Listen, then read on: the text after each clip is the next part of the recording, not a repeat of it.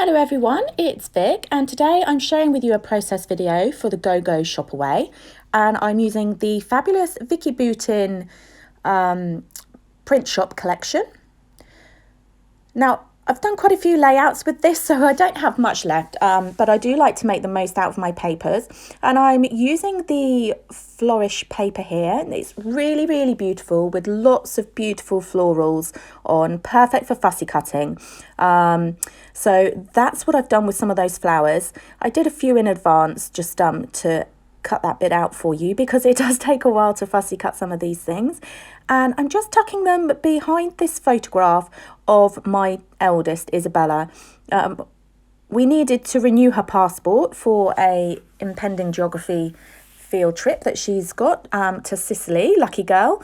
And we thought we'd try and take the photographs at home ourselves. Bit of an epic fail, didn't do very well. She really couldn't keep a straight face, as you can see from this photograph, but we did have an absolute giggle, so I thought it was the perfect photo to scrap. So I haven't cut out too many of the florals from that Flourish paper. Some of them are quite large, so they fill the page quite nicely. And I've just tucked them over and behind my photograph there. Now, and as you'll see, I've just used a pencil to mark where they are situated on my page. Now I've used a piece of Bazzill white cardstock, but it's a textured one. It's like dotty, so it has raised dots all over it. And I thought that that would look really nice with a bit of mixed media on. So I've literally taken my Distress Oxide ink pad, as you can see here, and I'm using the colour Salvaged Patina, and I'm literally running that down my page. I'm not going to do anything else with it at all. I really didn't think it needed to, and because I'm running it down the page, some of the raised dotted area on that background cardstock shows up really nicely, and it just adds some texture to your page without you really having to do anything about it at all. Now I've picked that Salvage Patina. It's a slightly different blue tone to the blues that are on the that are used in the collection on the papers, but I thought it just helped everything pop up the page a little bit, and I actually really like the effect of it. I don't think I've used that kind of technique before and was really pleased with it. So I've placed my photograph and the florals back onto my page, and now I'm just having a play with some of the stickers and trying to build up the layers and interest on this layout. So I'm adding some of the border stickers that are in the sticker pack. Some of them look like a doodle edge, and some of them are like the edge of a notepad piece of paper, you know, when you pull it off of the book. And I really liked the black. I just thought it just helped bring the colours together and helped everything pop a little bit more off the page. So rather than using the whole strip of sticker, I'm doing classic Vic style here of making my supplies last for as long as possible and just cutting off little bits just to tuck behind the photograph and layer on top of some of those fussy cut florals. So I'm happy with the design of the page now and where it's going to be in place. So I'm just beginning to stick down some of the fussy cut florals with my glue. I do faff around for a little bit. I should have left the ink to dry for a little bit longer because I'm putting it on straight on the areas where quite a lot of ink was applied. It took a little while to dry off, so I was just trying to be careful not to get it on my fingers and my photograph. So I'm mounting the photograph on some vellum, and I've raised that on foam pads before sticking that to my page. And then I just wanted to break up the effect of the ink patches behind, and again to add some more layering and interest. So I decided that it would be quite nice to rip some of the vellum into almost like a tear shape almost. And I thought, well, I'll try that and see what it looks like. And I actually really liked the effect. I thought it was super pretty. So I'm just going to do a few of those, layer them behind the photograph and on top of that inked area in different areas.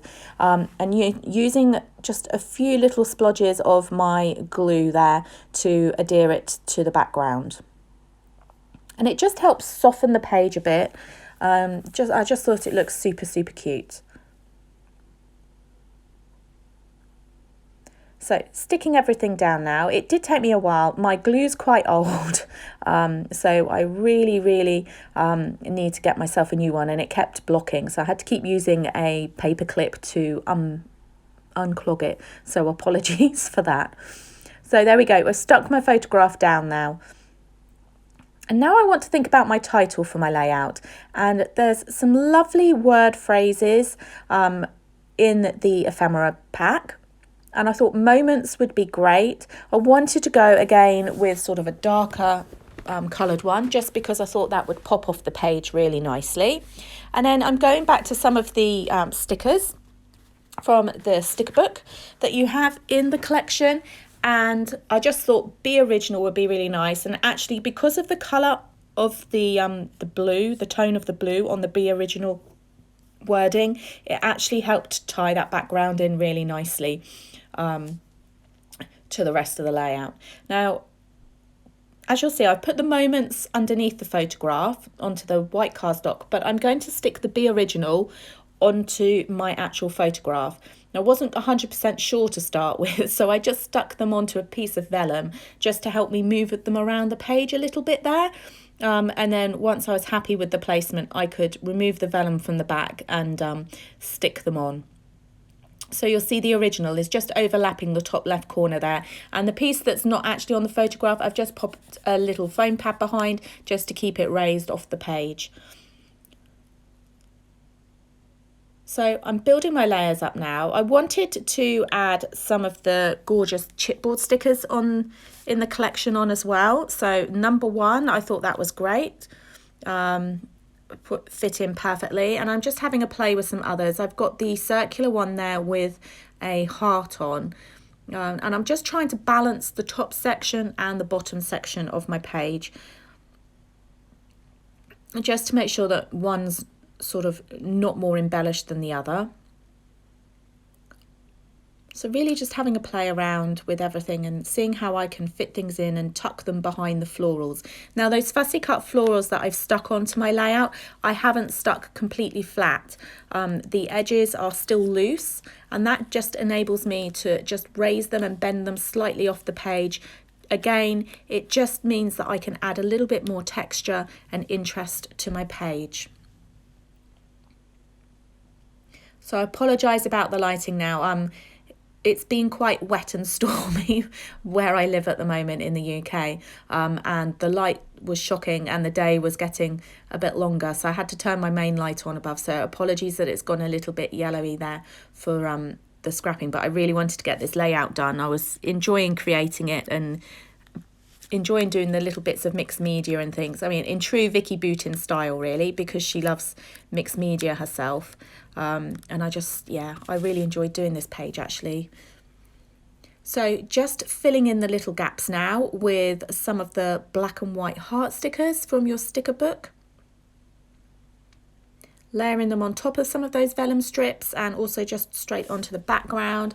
I've also added a few little butterflies on the page.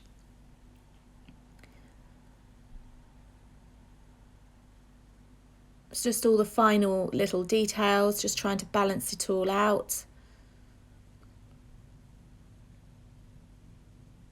I haven't done any journaling on this page just because I felt that the words that I'd used on there sort of explained everything really. So there's no journaling on this, but yes, like I said, I've used phrases like love all the things, born to be awesome on the stickers, be original. I just thought that described it perfectly because I just don't want her to ever change. Isabella's always loved life to the max, and I think those words summed her up perfectly.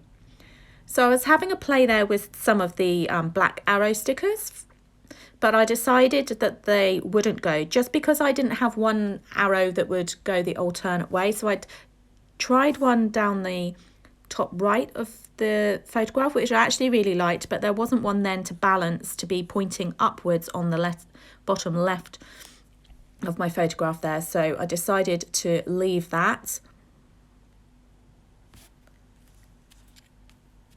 And then as a last minute thing, I've then doodled with a black journaling pen over some of the dots on that textured cardstock that I've used.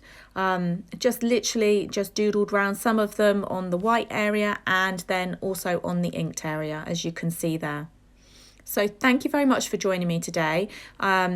I hope you've enjoyed this process video and it's given you maybe some different ideas on how to use your distress inks, and also just to show that you don't need lots of things to make an impact on your page. I mean, I literally had like 3 or 4 of those florals from that Flourish paper fussy cut, and the rest was just a few little stickers.